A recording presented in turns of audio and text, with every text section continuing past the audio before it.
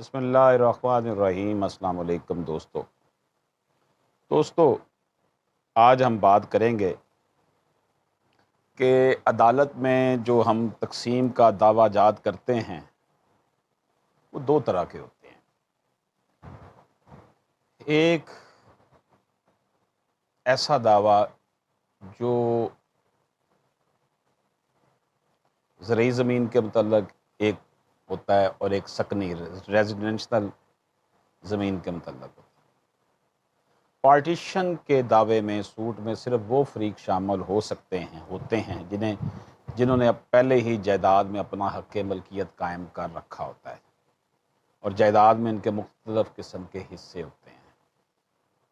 Partition کا مقصد بنیادی طور پر یہ ہوتا ہے کہ ہر جو حصہ دار ہے اس کو اس کے حصے کے مطابق اس کو اس کا حق ملے، تقسیم کر دیا جائے، لائنیں کھینچ دی جائیں کہ یہ اتنی جگہ یہ تمہاری ہے، یہ تمہاری ہے، یہ تمہاری ہے۔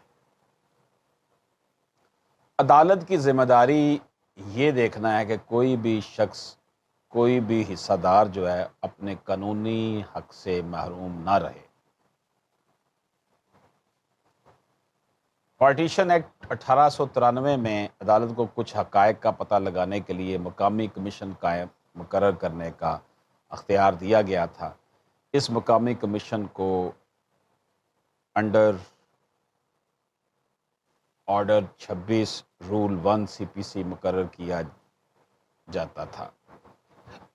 عدالت لوکل کمیشن کے اختیارات، دائرہ اختیار اور مخصوص کام کا تعین کرتی تھی اور یہ خالصتاً عدالت کی صوابدید تھی۔ لوکل کمیشن اگر یہ عرض کرتا ہے کہ جائیداد قابل تقسیم ہے تو وہ تقسیم کا طریقہ تجویز کرتا، فریقین کو اپنے اعتراضات داخل کرنے کا حق ہے۔ اگر مناسب نہ ہو تو عدالت کو ان اعتراضات کا فیصلہ کرنا ہوتا۔ اگر کمیشن پیش کرتا کہ جائیداد تقسیم کے قابل نہیں تو اسے قواعد کے تحت نیلامی کے لیے رکھا گیا ہوتا۔ ترمیم شدہ Punjab partition of immovable property act 2012 یہ بھی تجویز کرتا ہے کہ ایکٹ کے سیکشن 10 اور 11 کے تحت اندرونی نیلامی اور بیرونی نیلامی کی ضرورت ہے، یعنی کہ عدالت میں ہی سب فریقین کو کہتی ہے کہ آپ میں سے جو بھی خریدنا چاہتا ہے اس کو خرید لے۔ اگر وہ مان جاتے ہیں ٹھیک ہے۔ پہلے تو یہ دیکھا جاتا ہے کہ یہ تقسیم ہو سکتی ہے جگہ یا نہیں۔ اگر وہ تقسیم ہونے کے قابل نہیں ہے، کوئی کہہ رہا ہے میں نے اگلا حصہ لینا ہے، کوئی کہتا ہے میں نے پچھلا حصہ لینا ہے، کوئی کہتا ہے میں نے سائیڈ والا لینا ہے، متفق نہیں ہو رہے، تو پھر وہ عدالت اندرونی نیلامی کا اعلان کرتی ہے۔ عدالت کے اندر ہی وہ کہتی ہے ہاں جی آپ میں سے کون خریدنا چاہتا ہے۔ اگر وہ ہو جاتا ہے تو ٹھیک ہے، نہیں ہوتا تو پھر بیرونی نیلامی ہوتی ہے، اس کی ایک ریزرو پرائس مقرر کی جاتی ہے اور کمیشن مقرر کیا جاتا ہے، آکشنر مقرر کیا جاتا ہے۔ قابل تقسیم جائیداد کے معاملے میں عدالت یہ دیکھنے کی پابند ہے کہ مجوزہ شیئر جو مجوزہ حصہ بنتا ہے ہر لحاظ سے برابر ہے، تمام شیئرز کے لیے یکساں طور پر دستیاب ہو، ہر شریک کا مستقبل کا پہلو ہر لحاظ سے برابر ہو۔ اگر حصے دار اپنے حصے میں کوئی بہتری لانا چاہتے ہو تو اس سے نہ تو دوسرے شیئر پر کوئی اثر پڑے گا اور نہ ہی کسی حصے دار کے لیے کوئی رکاوٹ یا مشکل پیش آئے۔ اگر شراکت داروں کی طرف سے اعتراضات دائر کیے جاتے ہیں تو عدالت کو ان اعتراضات کو پارٹیشن ایکٹ میں رکھی گئی حکمت کو مد نظر رکھتے ہوئے طے کرنا چاہیے۔ بنیادی مقصد یہ ہے کہ ہر حصہ دار کے حصہ کو ان کے حق کے مطابق مستقل طور پر طے کیا جائے، ان کارروائیوں پر تیزی سے عمل کیا جائے۔